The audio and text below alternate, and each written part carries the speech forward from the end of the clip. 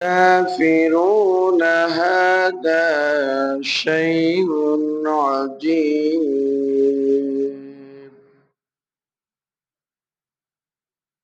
أإذا متنا وكنا ترابا ذلك رجع بعيد قد علمنا ما تنقص الأرض منهم وعندنا كتاب حفيظ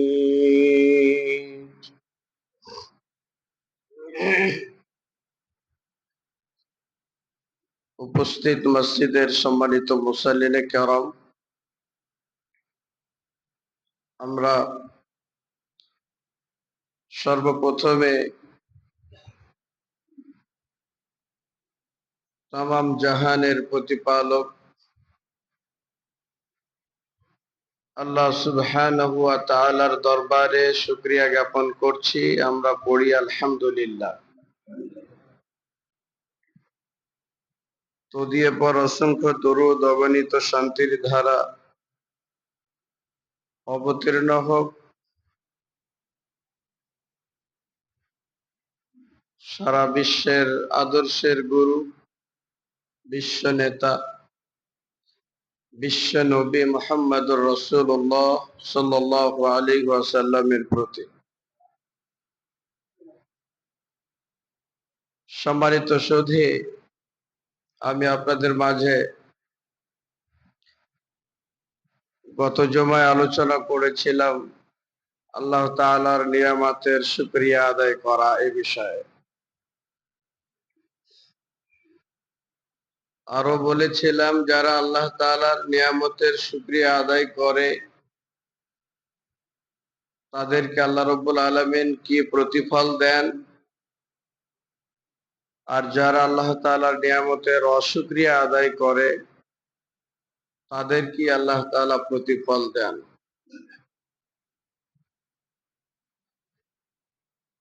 তার মধ্যে আমরা বর্তমান সময়ে বর্তমান পরিস্থিতিতে এটাও ভেবে নিতে পারি যে যখন মানুষ আল্লাহ তাআলার পথ থেকে সরে যায়, আল্লাহর নিয়ামতের অশুকরিয়া জ্ঞাপন করে, তখন আল্লাহ রাব্বুল আলামিন দুনিয়ায় মানুষদের প্রতি অনেক বালা মুসিবত নাজিল করেন। বর্তমান সময়ের মুসিবত হচ্ছে বৃষ্টির সময় অনাবৃষ্টি।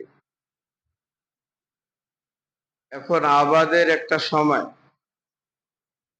বৃষ্টি হচ্ছে না, অনাবৃষ্টি। আবার বৃষ্টির সময় অনাবৃষ্টি, অনাবৃষ্টির সময় বৃষ্টি। এগুলো ভাবতে হবে আল্লাহ তাআলার পক্ষ থেকে গজব। গজবটা কেন এসেছে, কেন আসছে? এর কারণ হচ্ছে মানুষের নীতি নৈতিকতা, আমল আখলাক ঠিক নাই। এই কারণ মানুষ যখন আল্লাহর ইবাদত থেকে দূরে সরে যায়, আল্লাহর গুণগান থেকে মানুষ অনেক দূরে থাকে, ইবাদত মুখী হয় না,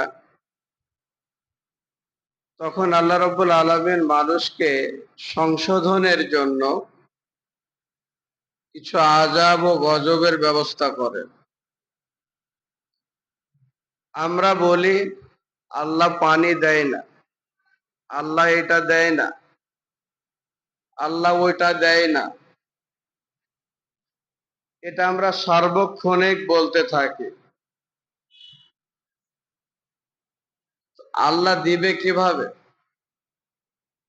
দেওয়ার তো একটা মাধ্যমের প্রয়োজন আছে। আল্লাহর কাছে কিছু পেতে চাইলে আল্লাহর জন্য সিজদায় নত হতে হবে, আল্লাহকে বেশি বেশি ডাকতে হবে, আল্লাহ তাআলার শুকরিয়া আদায় করতে হবে। তাহলে আল্লাহ রাব্বুল আলামিন আপনাকে যা চাইবেন তা দেবে। এখন বৃষ্টি হচ্ছে না, আমরা অনেকেই বিচলিত হয়ে পড়েছি, আমাদের মন নষ্ট হয়ে আছে, ব্রেন নষ্ট হয়ে গেছে। আল্লাহ পানি দিচ্ছে না কেন? যারা আমরা মাঠে ঘাটে, রাস্তাঘাটে, মাঠে ঘাটে, রাস্তায়, চারস্থলে বলি আল্লাহ পানি দেয় না, যে লোকগুলো বলে পানি দেয় না, ওই লোকগুলো প্রায়গুলো আল্লাহর পথে আসে না, আল্লাহকে ডাকে না, বিড়ি সিগারেট হাতে নিয়ে বলে আল্লাহ পানি দেয় না। আল্লাহ পানি দিবে কিভাবে? এই গজব আসার মূল কারণ হচ্ছে মানুষের দুই হাতের কামাই। কোন হাতের কামাই বলেন তো? এই দুই হাতের কামাই, ইনকাম, উপার্জন। এই জন্য আল্লাহ পানি দেয়। এই হাত দিয়ে আমরা ভালো কিছু উপার্জন করি না, যার ফলে আমাদের অন্যায়, অবিচার, ফাসাদ, আমাদের পাপগুলো জলে এবং স্থলে প্রত্যেকটা জায়গায় ছড়িয়ে পড়েছে, প্রত্যেকটা জায়গায় বিরাজমান আমাদের অন্যায়গুলো, যার ফলে পানি হচ্ছে না, আর আমরাও আল্লাহকে ডাকার মতো ডাকতে পারছি না। এই যে এখানে মসজিদে যারা এই জুমার নামাজে আল্লাহর ওলি হয়ে বসে আছেন, যারা আল্লাহর ওলি এখন এখানে বসে আছেন, যেনারা অবশ্যই কিছু সংখ্যক মুসাল্লি ব্যতীত ফজরে আসেননি, ঘুমায়েছেন, অথবা আর দু একজন মুসাল্লি বাসায় সালাত পড়েছেন। যারা এখানে এসেছেন প্রায় 100 মুসাল্লি, তার ভিতরে হয়তো 15 বা 16, সর্বোচ্চ 20টা মুসাল্লি জামাতে নামাজ পড়েছে, আর 20টা মনে করেন জামাত ছুটে গেছে, এমনিতে পড়েছে। তো এই গ্রামের ভিতরে এত বড় একটা সমাজ, 500, 700, 800 লোক আছে, তার ভিতরে আপনি জরিপ করে দেখেন সর্বোচ্চ 200 লোক নামাজ পড়ে, তাও এত হবে না। এটা অতিরিক্ত বললাম। তো আল্লাহ আপনাকে পানি দেবে কিভাবে? আল্লাহর দয়া মানুষের প্রতি বর্ষণ হবে কিভাবে? আমরা তো প্রতিটা সময় আল্লাহর অবাধ্য চলছে। এই মসজিদের আসার আগেই আমরা নেশা জাতীয় দ্রব্য পান করেছি, হুক্কা পান করেছি, বিড়ি টানতে টানতে রাস্তায় ফেলে দিয়ে মসজিদে ঢুকেছি। তো যারা বিড়ি খায়, নেশা জাতীয় দ্রব্য যারা পান করে, এদের মুখ পরিষ্কার না, পবিত্র না, এদের শরীর, দেহ, মুখ, জবান, এগুলো হচ্ছে সব অপরিষ্কার, অপবিত্র। আর আমরা জানি এই অপবিত্র মুখের কথা, ডাক, হাক, দোয়া, প্রার্থনা, এটা আল্লাহ শোনে না। কথা কি বুঝেছেন ক্লিয়ার? অপবিত্র মুখ দিয়ে যদি কেউ আল্লাহকে ডাকে, এ অপবিত্র মুখের ডাক কে শুনে না? আল্লাহ শোনেন। তো পানি দিবে কিভাবে?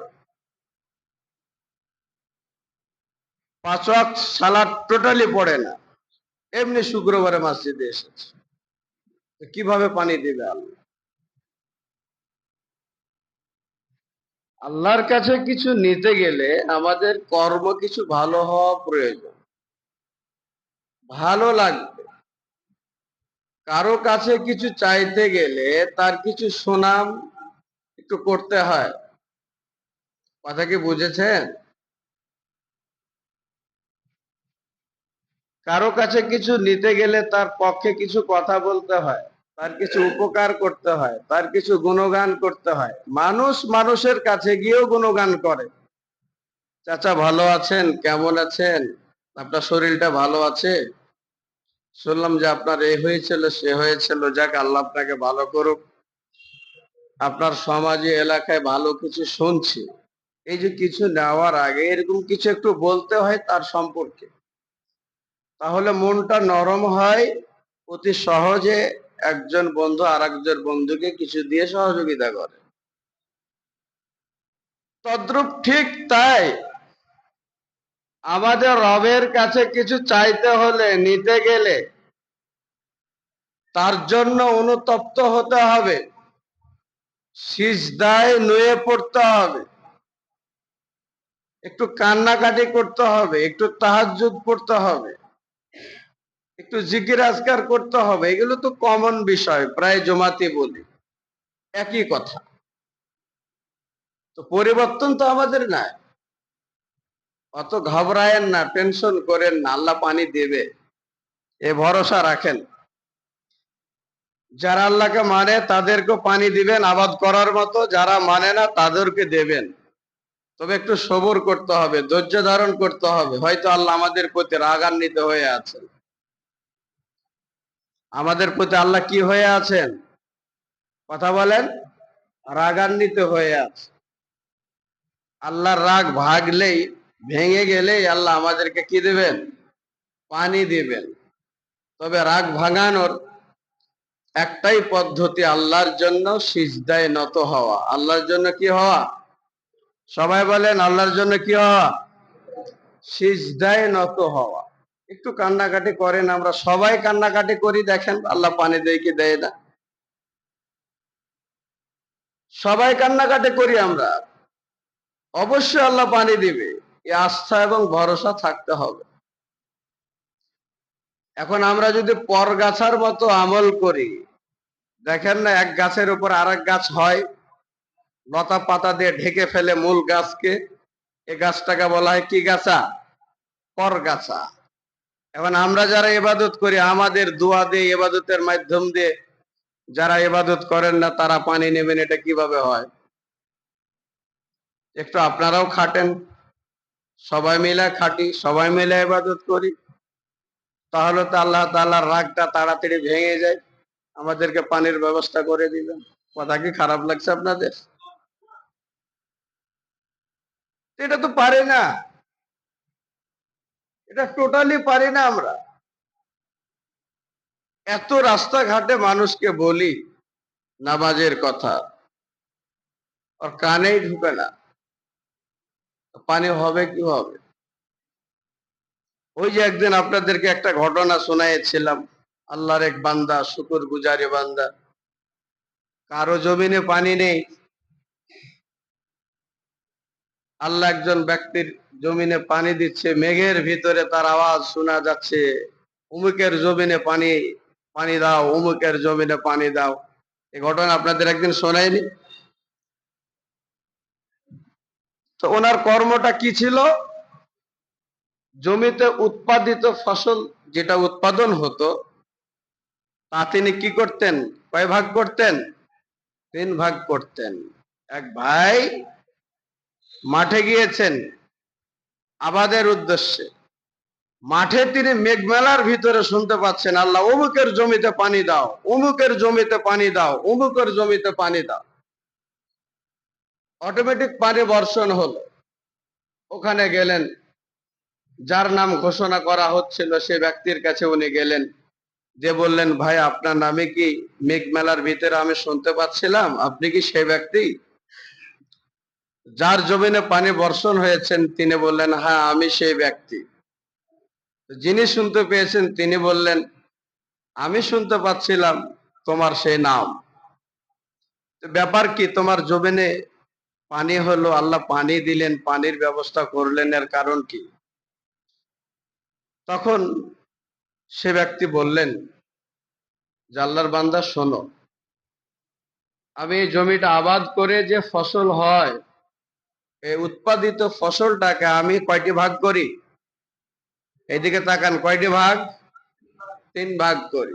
3 ভাগ করে আমি এক ভাগ আমার সংসার চালানোর কাজে ব্যবহার করি, এক ভাগ ফকির মিসকিনকে আল্লাহর রাস্তায় দান করে দেই, আর এক ভাগ আবাদ করার জন্য রেখে দেই। তখন যিনি শুনতে পাচ্ছিলেন মেঘবেলার ভিতরে অমুকের জমিতে পানি দাও, ওই লোকটি বলছেন এই জন্য আল্লাহ তাআলা আপনাকে বরকত দান করেছেন। পড়েন সুবহানাল্লাহ। আমরা তো বলি পানি দাও, আল্লাহ সব দেয়, কিন্তু জমিরে যখন 20 মণ 25 মণ ধান উৎপাদন হয়, ওই ধান বাসায় নিয়ে আসা হয়, মাড়াই করে কেটে নিয়ে আসা হয়, এরপর ইসলামের যে হক এবং অধিকার আছে সেটা দেয় না, হুজুররা গেলে ফিরায়া দেয়। তো ধান করতে অনেক কষ্ট হয়েছে, অনেক খরচা করা লেগেছে, অত ধান দেওয়া যাবে না, কুলাতে করে দেয়, প্লেটে করে দেয়। এ নেমু খারাপ, এ নষ্ট মনের লোকটা কুলাতে করে এতটুকু ধান বের করে দেয়, অথচ 2, 4, 5 মণ ধান ওসুর তার সম্পদ থেকে বের হবে। তা আল্লাহ ওরা পানি দিবে কেমনে? আপনি চাইলেই পানি পাবেন? তপস্যা করে, কষ্ট করে, মেহনত করে আল্লাহর কাছ থেকে পানি নিতে হবে। আমরা খাটবো আর আপনারা সুখ ভোগ করবেন, এটা মেনে নেওয়া যাবে না। ফজরের সময়তে ঘুম থেকে উঠে এসে সালাত পড়ার যে কত মজা, যারা পড়ে তারাই বুঝে। ছোট রাত্রে, এখন ছোট্ট একটা রাত, 4 স্টলে 10টা 11টা বেজে যায়, ঘুম পড়তে পড়তে এই 2-3 ঘন্টা ঘুম, সকালে 8টা 9টা পর্যন্ত খুব খুব আরামসে ঘুম পাড়ে। আর আমাদেরকে চোখ মুছতে মুছতে ওই দুলতে দুলতে হুন্ডা চালায় এসে নামাজ পড়তে হয়। অনেক চাচারা এসে বসে থাকে, মসজিদে বসে থেকে ঢুলতে ঢুলতে থাকে। এই যে কষ্ট, এই কষ্টের ফলটা দেবে কে? জোরে বলেন, কে দেবে? আর আপনি ঘুমায়া ঘুমায়া পানি নেবেন, ঘুমায়া ঘুমায়া আবাদ করবেন? এটা আজকে বুঝেন না, বুঝবেন একদিন। এই জন্য আপনাদের বলেছিলাম যে আল্লাহর নিয়ামতের অশুকরিয়া করলে কি হয়। বনী ইসরাইলদের 3 জন ব্যক্তির ঘটনা আপনাদের বলার প্রতিশ্রুতি দিয়েছিলাম। তার ভিতরে একজনের কোনোভাবে বলবো, আর 2টা পরে বলবো। বনী ইসরাইলদের ভিতরে 3 জন ব্যক্তি ছিলেন। একজন হচ্ছে কুষ্ঠরোগী, দ্বিতীয় জন টেকু অর্থাৎ টাকওয়ালা, মাথাতে চুল নাই, তৃতীয় জন হচ্ছেন অন্ধ। ঘুম পাচ্ছেন নাকি আপনারা? ঘুমাচ্ছেন কে? আমার দিকে তাকান। ঘুম বাসাতে গিয়ে পড়ে, নামাজ পড়ে গিয়ে খাওয়া দাওয়া করে যদি বাসায় ঘুম পাড়েন, ওটা একটা ইবাদত। আসরের আগ পর্যন্ত, আসরের সালাতের আগ পর্যন্ত এখানে যদি ঘুম পড়েন তো এটা তো ইবাদত হলো না, এটা হচ্ছে শয়তানি করা হলো। কাকে খুশি করা হলো? শয়তানকে খুশি করা হলো। মন কি আপনাদের বেজার? একটু কথা শোনেন। আমি বর্তমানে মানসিক ভাবে একটু টেনশনে আছি। আমার আম্মা ব্রেন স্ট্রোক করেছে, এগুলো নিয়ে আমি একটু টেনশনে আছি 15-20 দিন থেকে। আপনাদের জন্য, আপনাদের কাছে দোয়া চাই, আল্লাহ যেন আমার মাকে সুস্থতা দান করে, পড়ে না আমি সম্মানিত সুধী। আমরা যদি নেকামল করি তাহলে সকল বিপদ থেকে কে রক্ষা করবেন? আল্লাহ আমাদের রক্ষা করবেন। এই জন্য আমি আপনাদের বলছি, এই 3 জন ব্যক্তিকে আল্লাহ তাআলা পরীক্ষা করার চিন্তা মনস্থ করলেন। এরপরে আল্লাহ তাদের মধ্যে থেকে প্রথমে কুষ্ঠ রোগীর কাছে ফেরেশতাকে পাঠালেন। এরপরে বলছেন, ফেরেশতা এসে বলছেন যে তোমার কাছে কোন জিনিসটা সবচাইতে পছন্দনীয়? তখন সে কুষ্ঠ রোগী বললেন, আমার কাছে সুন্দর রং, সুন্দর চেহারা, এটা পছন্দ, এটা যেন আমার হয়ে যায়। কুষ্ঠরোগী যিনি, তেনার শরীরটা কোনো জায়গা কালো, কোনো জায়গা সাদা, বিশ্রী আকৃতির হয়ে থাকে, দেখার মতো সেরকমই থাকে না, মানুষ ঘৃণা করে, মানুষের পাশে বসলে এটা সেটা বলে। তো উনি ফেরেশতাকে বললেন যে আমি সুন্দর রং এবং সুন্দর চেহারা চামড়া চায়। তখন ফেরেশতা তার গায়ে হাত বুলাইয়া দিলেন, এরপরে বললেন, যাও আল্লাহ তোমার শরীরটাকে ভালো করো। হাত বোলার সাথে সাথে আল্লাহ তাআলার দয়ায় তার চেহারার রূপরেখা পাল্টে গেল, সুন্দর রং হলো, সুন্দর চেহারা চামড়া পেয়ে গেলেন। এরপরে ফেরেশতা তাকে জিজ্ঞাসা করলেন, তুমি কি চাও, কোন সম্পদ তোমার কাছে বেশি পছন্দনীয়? তখন তিনি বললেন যে আমি উট চাই। এখানে একটু সন্দেহ আছে, উট অথবা গাভী, বর্ণনাকারী দুটার কথা বলেছেন, তো উটের কথাটাই বেশি এসেছে। তো তিনি বললেন আমার কাছে উট, এই সম্পদটা বেশি পছন্দনীয়। তখন তিনি বললেন, ফেরেশতা তাকে বললেন যে এরপরে তাকে 10 মাসের গর্ভবতী একটা উট দেওয়া হলো। এরপরে ফেরেশতা বললেন, যাও আল্লাহ তোমার ভাগ্যটাকে যেন পরিবর্তন করে দেন, আল্লাহ যেন যেন বারাকা দান করেন, বরকত দান করেন এই উটের মাধ্যমে, এ কথা বললেন। এরপরে চলে আসলেন টেকো অর্থাৎ টাকওয়ালার কাছে। এগুলো একটু সুর সার দিয়ে বললে আপনাদের খুব ভালো লাগতো, কিন্তু সুর দেওয়ার মতো আজকে মন মানসিকতা আমার নেই। এমনিতে বলছি, শোনেন, মনে থাকবে ইনশাল্লাহ। টাকওয়ালার কাছে এসে বলছেন, টাকওয়ালা উনি যিনি যিনার মাথাতে চুল নেই, নাকি গো? মাথাতে চুল নেই, টাক পড়ে আছে, একটু একটু আছে আবার নাই, এরকম।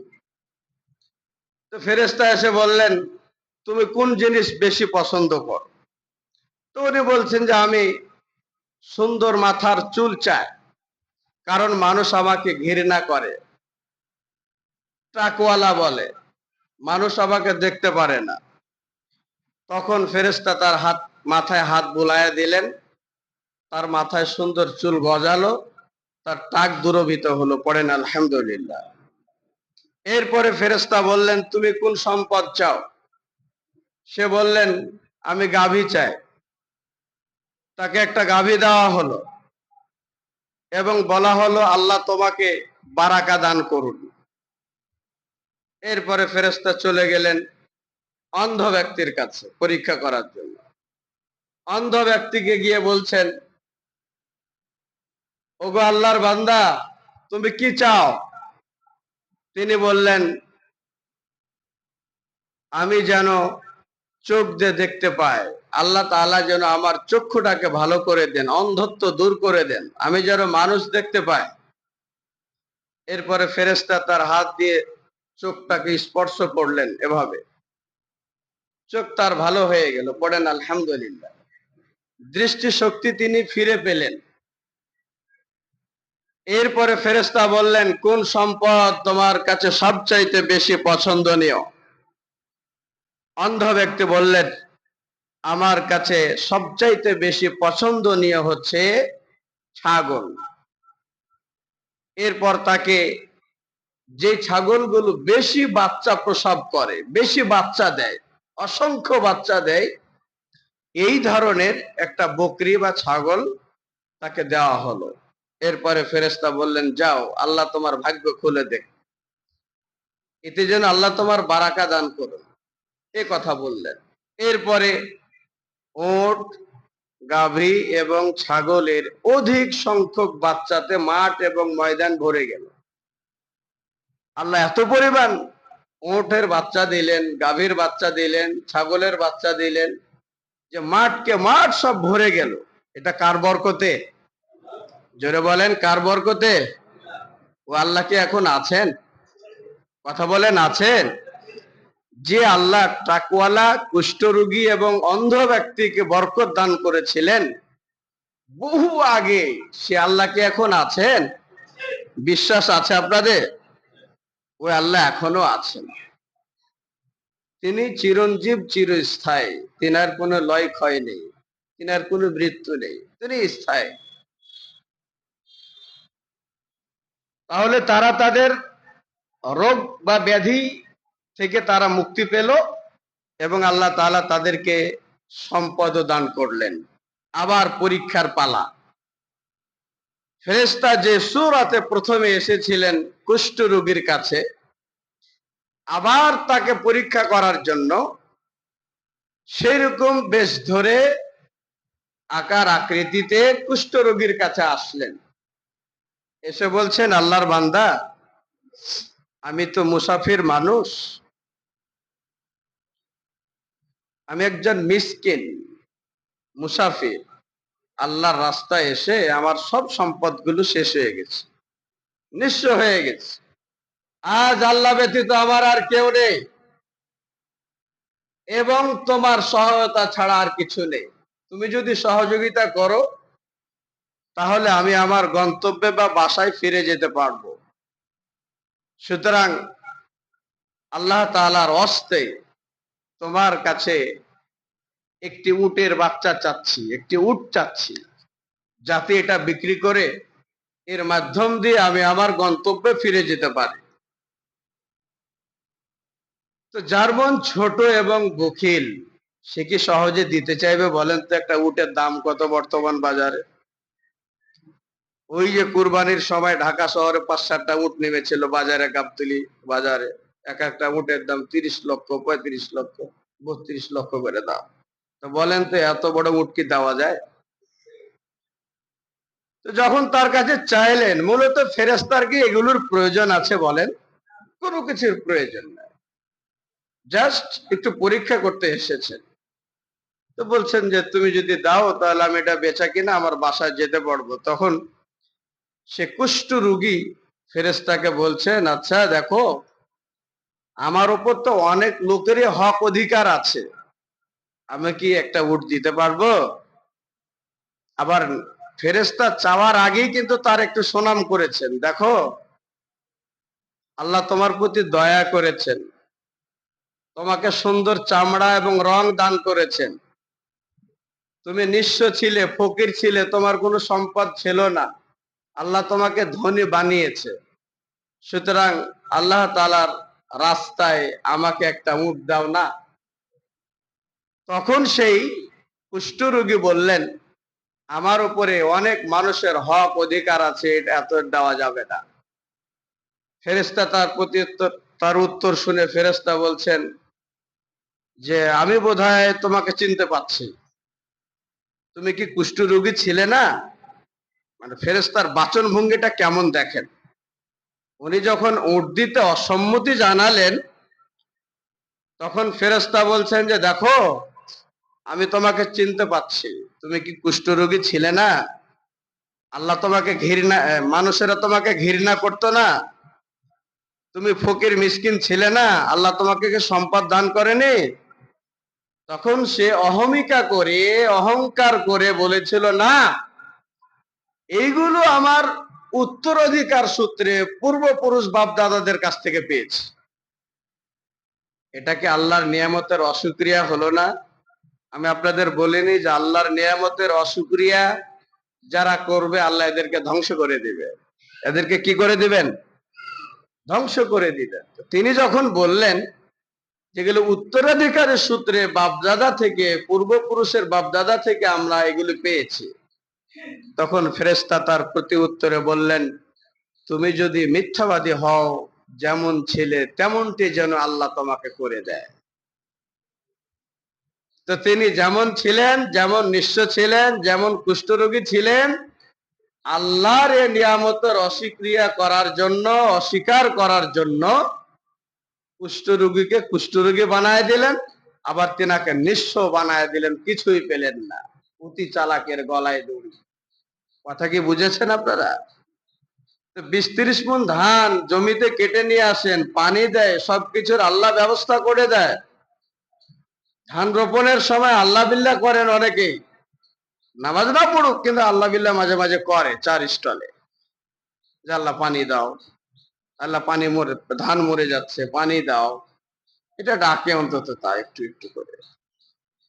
তো বিপদের সময়, লাভবান হওয়ার সময় আল্লাহকে ডাকলেন, এখন আল্লাহকে দেওয়ার সময় আল্লাহর কথাও মনে থাকে না, আর হুজুর দেখলে একবারের চোখ বিষায়, এই খালি চাইতে আসে, এত হুজুর দেওয়া যায় কেন? সকাল থেকে 20টা হুজুর এলো গো বারান্দা গেটে। তো 20টা হুজুরকে যদি এক মুঠ করে ধান দেন, 2-4 কেজি ধান যাবে দিনে?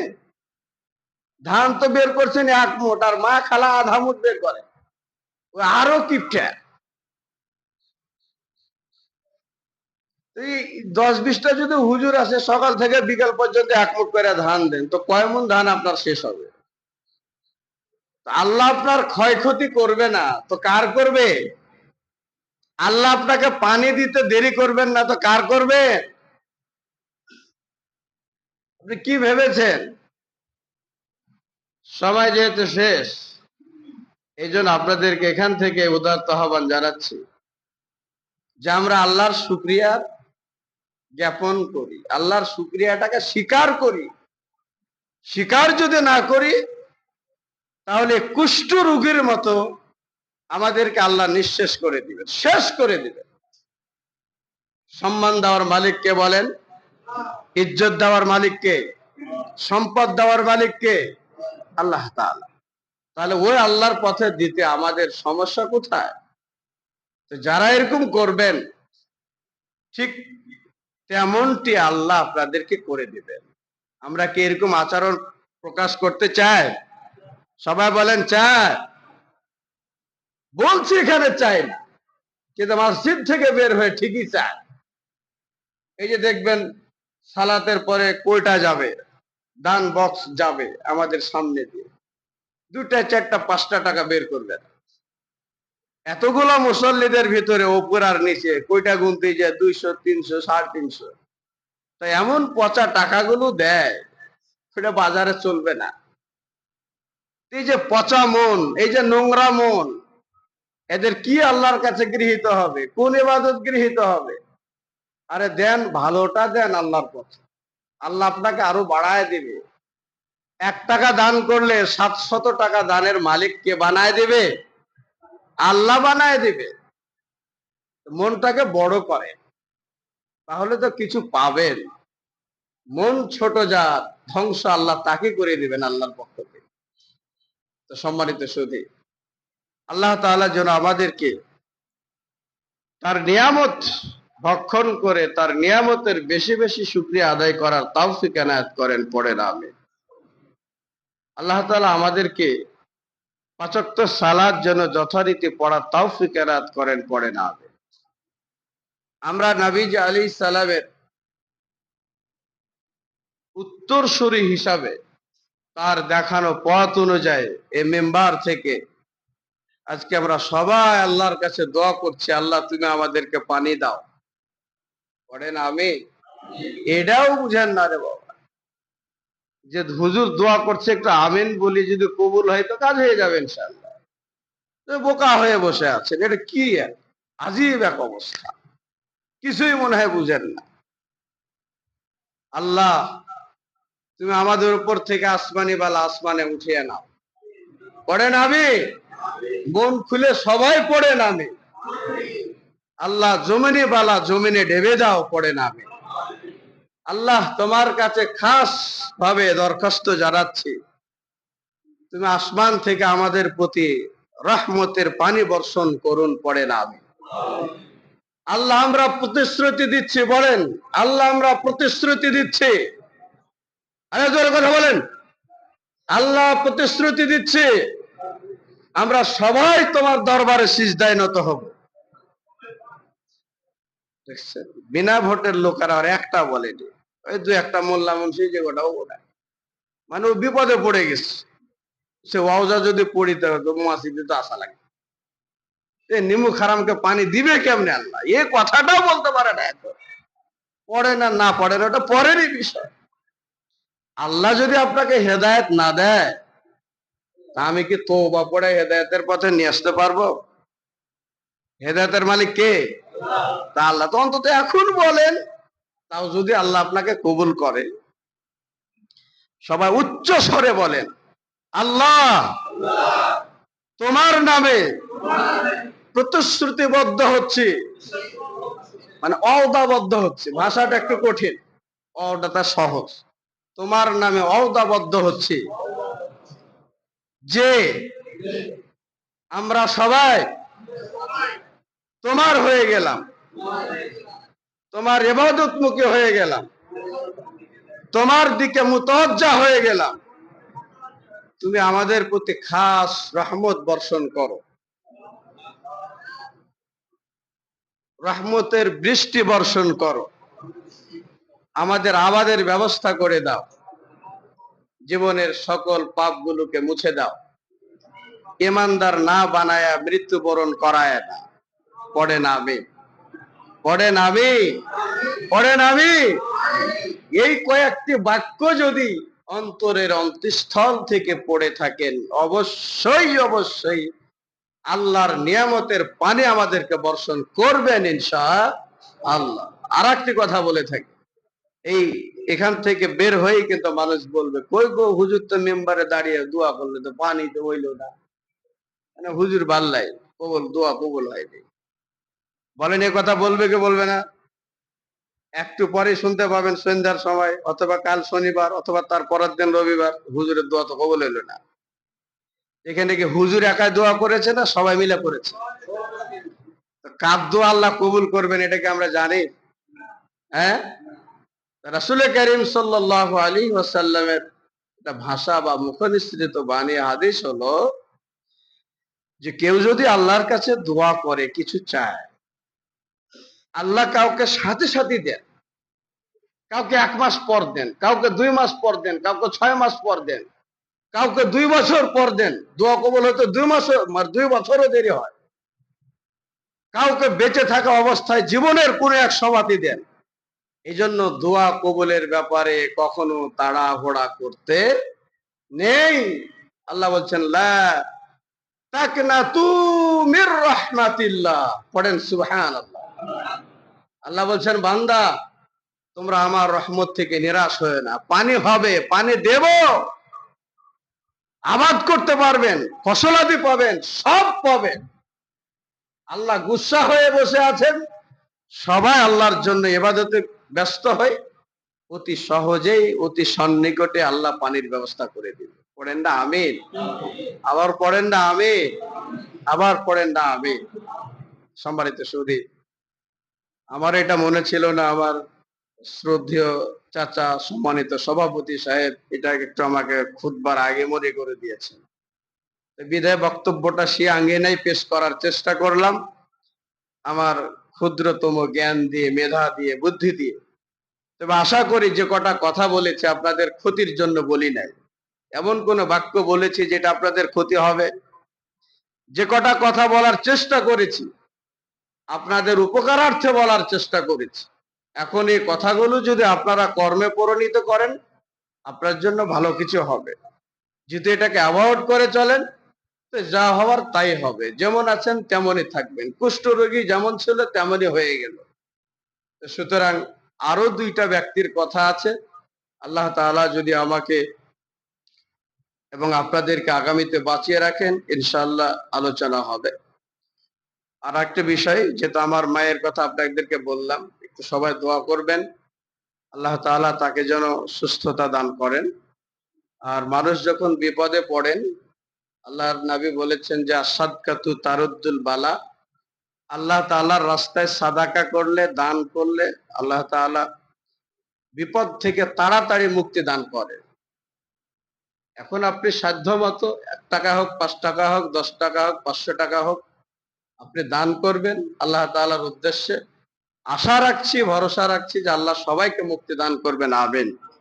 সুতরাং আমার মায়ের অসুস্থতার জন্য আমি 500 টাকা দান করছি, সবাই দোয়া করবেন আল্লাহ তাআলা যেন আমার মাকে সুস্থতা দান করেন, আল্লাহুম্মা আমিন। নামাজ শেষে আমি সেক্রেটারির হাতে টাকা দিয়ে দেব নগদ। আল্লাহ আমাদের সবাইকে কবুল করেন, পড়েন আমিন। এছাড়াও যিনারা আমাদের মাঝে অসুস্থ আছেন, বিশেষ করে ডিলার চাচা, উনি অনেক অসুস্থ, আরো অনেক অসুস্থ মানুষ আছেন, সবার জন্য আল্লাহ দোয়া করছি, সবাইকে তুমি শেফায়ে কামেলা দান করুন, পড়েন আমিন। আল্লাহ শেফায়ে আজিলা দান করুন, পড়েন আমিন। অন্তর খুলে পড়েন আমিন। এটা দোয়া কবুলের একটা জায়গা, দোয়া করার একটা জায়গা। এই সময় দোয়া করলে দোয়া বিফলে যায় না, অবশ্যই অবশ্যই দোয়া কবুল হবে। আর যে সময়গুলোতে দোয়া কবুল হয় না, ওগুলোতে নিয়ে আপনারা মাথা নষ্ট করেন। এই যে সময় দোয়া যদি হুজুরের কাছে চাইতে হয়, একটা স্লিপ দিবেন বা আগে বলবেন, ভাতিজা আমি এই সমস্যায় পড়েছি, একটু সবাইকে নিয়ে দোয়া করে দিয়ে। আল্লাহর নবী বিশ্ববাসীর জন্য মেম্বারে দাঁড়িয়ে দোয়া করেছি, সেই দোয়া আল্লাহর কাছে কবুল হয়েছে, বিফলে যায় না। দোয়ার যাদের দরকার হবে, ইমামদেরকে, খাতিবদেরকে আগে বলবেন একটু সবাইকে নিয়ে দোয়া করে। আল্লাহ আমরা সবাই তোমার কাছে দোয়া করছি, আমরা যারা অসুস্থ আছি আমাদেরকে তুমি সুস্থতা দান করে দাও, যে যে সমস্যা আছে সমস্যাগুলো দূর করো, যারা টেনশনে আছে টেনশন মুক্ত করে দাও, পড়ে না আমি।